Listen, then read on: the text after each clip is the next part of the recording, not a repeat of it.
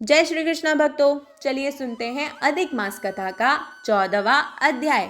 यदि आपने इसके पहले के अध्याय नहीं सुने हैं तो ज़रूर सुनिएगा, क्योंकि इस अध्याय में हम उसके आगे की कथा कहते हैं। श्री नारायण बोले, राजा इसी तरह चिंताग्रस्त रहता था कि एक समय वाल्मीकि ऋषि उसके यहाँ आए।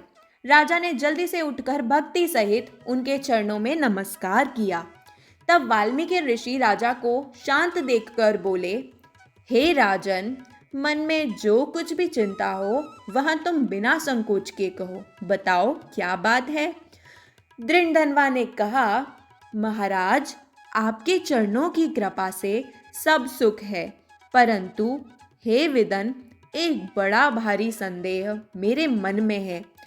सो वन के तोते के मुख से लगे हुए शूल को आप ही दूर करिए।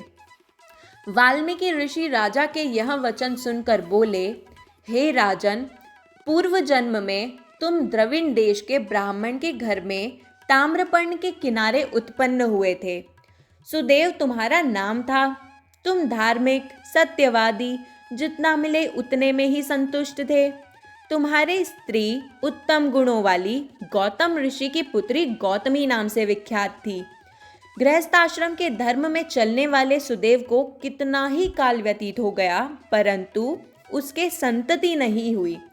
एक दिन आसन पर बैठा हुआ अपनी स्त्री से सेवा कराता हुआ थका हुआ सा वो ब्राह्मण बोला, हे सुंदरी, संसार में पुत्र से परे कोई सुख नहीं, क्योंकि तपदान और उससे उत्पन्न हुए पुत्र परलोक में सुख देते हैं, किंतु शुद्ध वंश में उत्पन्न हुई संतति इस लोक और परलोक में सुख देती है।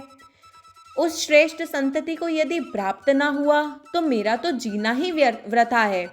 मैंने ना पुत्र खिलाया, ना उसे वेदाध्ययन कराया, ना उसका विवाह आदि किया, अतः मेरा जन्म वृथा है।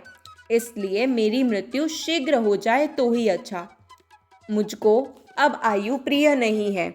इस तरह अपने पति के वचनों को सुनकर उस सुंदरी के मन में अत्यंत दुख हुआ और वो बोली, हे प्राणेश्वर, ऐसे तुच्छ वाक्य मत बोलिए। तुम्हारे जैसे वैष्णव शूरवीर कभी निराश नहीं होते। विप्र, आप सत्य धर्म में तत्पर रहें। आपने तो स्वर्ग जीता है। पुत्र की इच्छा है तो जगन्नाथ की आराधना कीजिए। वह ब्राह्मण श्रेष्ठ अपनी धर्मपत्नी के ऐसे वचन सुनकर निश्चय के साथ ताम्रपर्णी नदी के किनारे चला गया। वहां जाकर पुण्य तीर्थ में स्नान कर महाभयंकर तप करने लगा। ऐसे उस तपोनिधि के 4000 वर्ष भी बीत गए। हे ब्राह्मण, उसके तप से त्रिलोकी कांप उठी। महाउग्र उस सुदेव का तप देखकर बड़े वेग से गरुड़ पर सवार होकर भक्त वत्सल श्री भगवान प्रकट हुए। श्री नारायण बोले, हे नारद जी, नवीन मेघ के समान चतुर्भुज, जगत के पालन करने में समर्थ उन मुरारी के आनंदित मुख को देखकर बड़े हर्ष के साथ सुदेव ब्राह्मण ने मुकुंद को साष्टांग प्रणाम किया।